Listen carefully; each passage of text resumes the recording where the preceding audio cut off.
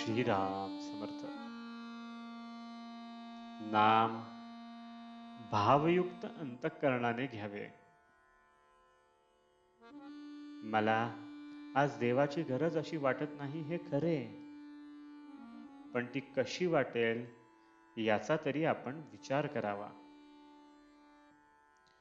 भगवत चिंतनाने, नामाने ही गरज भासू लागते. गरज इतकी भासली पाहिजे की अन्नपाणी सुद्धा गोड लागू नये. जितकी आग जोराची तितका पाण्याचा मारा जास्त हवा. तसे जितकी देहबुद्धी बळकट तितका नामाचा जोर अधिक पाहिजे. नामात प्रेम नाही म्हणून ते घेण्याचे सोडू नये. पाण्यात पडल्यावर पुढे पोहायला येते. काशीला गेले नाही तरी काशी जायचे असे तरी म्हणावे. त्याप्रमाणे नामात प्रेम वाटत नसले तरी नामात प्रेम आहे असे नित्य म्हणावे. नामाशिवाय दुसरे सत्य नाही, दुसरे साधन नाही असा दृढ विश्वास झाला म्हणजे नाम घेतल्याशिवाय राहवत नाही, आणि ते घेतल्याने त्याच्या सहवासाने त्याचे प्रेम येते. संत देव आहे असे म्हणतात, मीही देव आहे असे म्हणतो. फरक इतकाच की माझे म्हणणे अनुमानाचे असते, त्यांचे प्रत्यक्ष अनुभवाचे असते. संत देहातीत असतात, त्यांच्याजवळ गेल्याने देहाभिमान कमी होतो. प्रत्यक्ष गेले नाही तरी चालेल. भाव ठेवून कार्य जितके लवकर होते तितके देहाच्या सहवासाने होत नाही.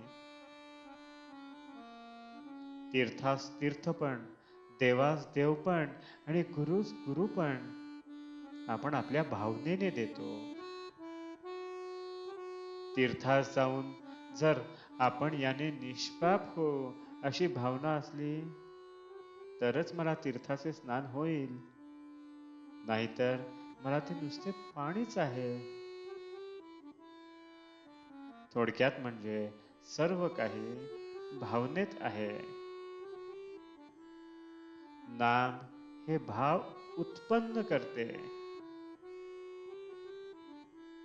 भावयुक्त अंतःकरणाने आपण नाम घेतले म्हणजे आपले काम शीघ्र होते.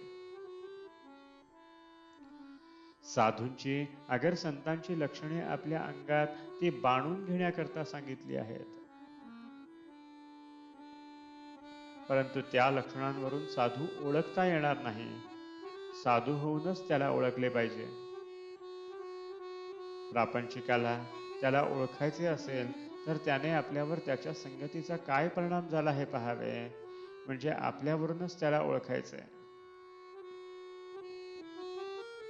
आपल्या मनाला काही वेळ तरी शांती मिळाली, आपला मीपणा थोडा तरी कमी झाला, मन निर्विषय झाले, निदान निर्विषय राहावे असे वाटू लागले, तर ते साधूचे स्वरूप आहे असे समजावे. साधू सर्वानुभूती, भगवद्भाव किंवा सर्वत्र मीच आहे असे पाहतात. त्यामुळे सर्वांवर ते प्रेम करतात. सर्वत्र प्रेम करायचे म्हणजे निस्वार्थ बुद्धीने योग्य ते करणे.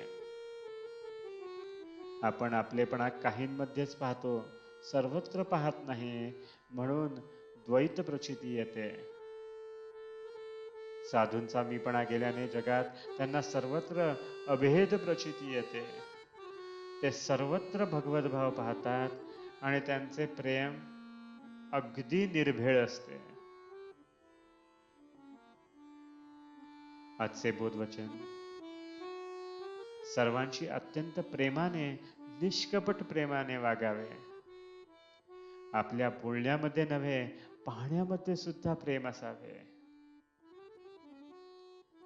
जानकी जीवन स्मरण जय जय राम.